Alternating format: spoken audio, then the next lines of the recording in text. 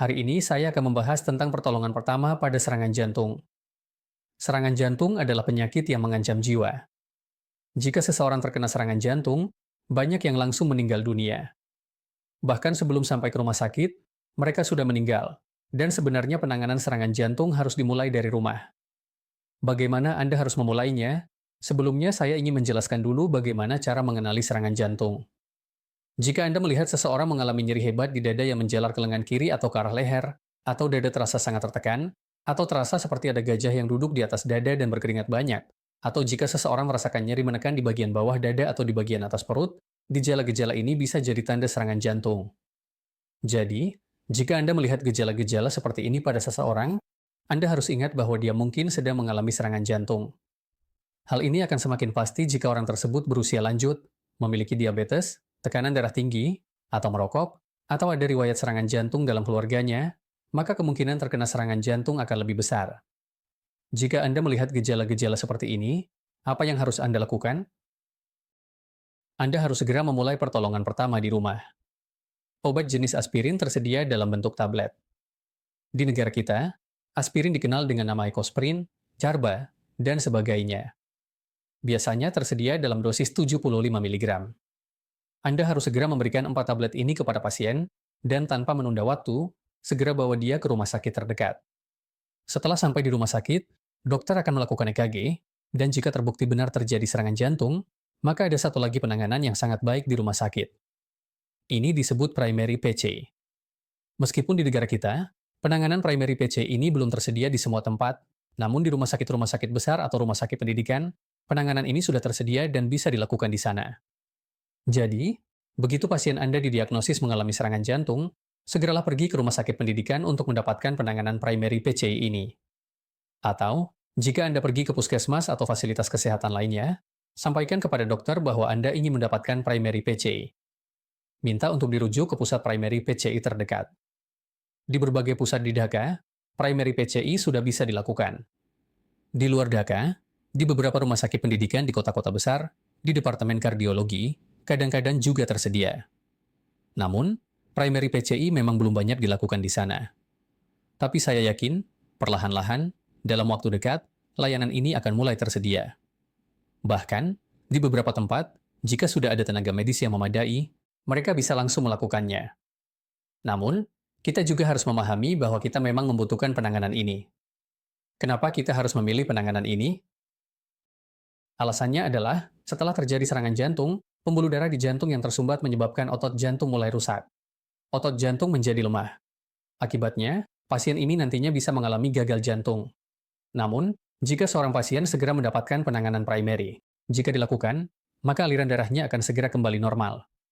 Otot jantung tidak akan mengalami kerusakan, dan kedepannya mereka tidak akan mengalami gagal jantung. Jika seorang pasien sudah mengalami gagal jantung, maka seumur hidupnya ia harus hidup dengan sesak napas, kelemahan, dan masalah-masalah lain.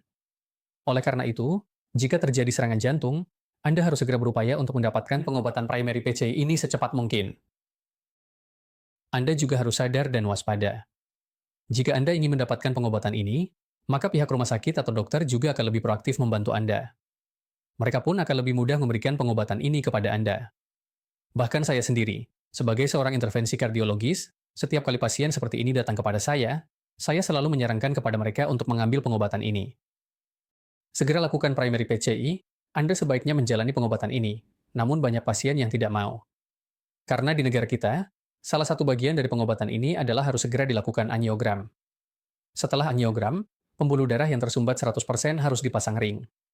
Namun, di negara kita sudah terbentuk persepsi negatif tentang angiogram dan pemasangan stent ini, padahal pengobatan ini sebenarnya, banyak orang tidak mau menjalani ini.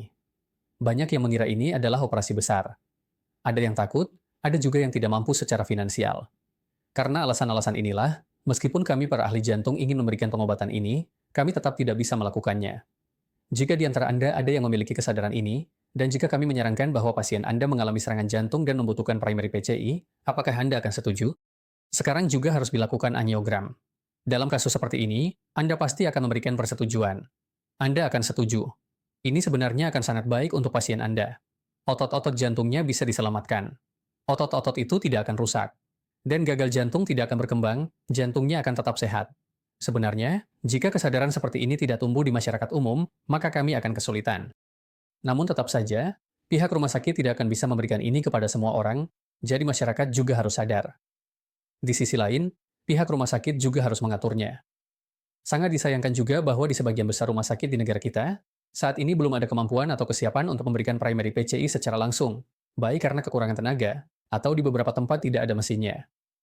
Inilah masalah kita. Pemerintah harus bertindak cepat, karena setiap hari orang mengalami serangan jantung dan banyak yang meninggal dunia. Banyak orang juga mendapatkan pengobatan terlambat. Mereka mengalami gagal jantung. Banyak juga yang tidak mendapatkan pengobatan yang tepat. Misalnya, mereka tidak mendapatkan primary PCI, hanya menerima pengobatan melalui beberapa obat atau suntikan.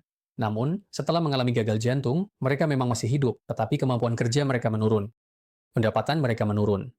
Mereka menjadi beban bagi keluarga. Mereka juga menjadi beban bagi negara. Oleh karena itu, pihak berwenang, otoritas rumah sakit, para direktur rumah sakit, harus sangat memperhatikan hal ini. Jika mereka mau, mereka sebenarnya bisa membangun sistem ini. Di negara kita harus mengembangkan tenaga kerja untuk hal ini dan memastikan ketersediaan peralatan tersebut. Kita harus mengembangkan sistem agar ketika seseorang datang dengan serangan jantung, mereka bisa langsung mendapatkan perawatan. Jadi, pemerintah harus proaktif dalam hal ini, harus mengambil inisiatif, harus mengembangkan sistem. Dengan begitu, masyarakat kita akan mendapatkan perawatan ini. Jika pasien serangan jantung mendapatkan perawatan yang tepat waktu, mereka benar-benar akan baik-baik saja. Terima kasih kepada semuanya.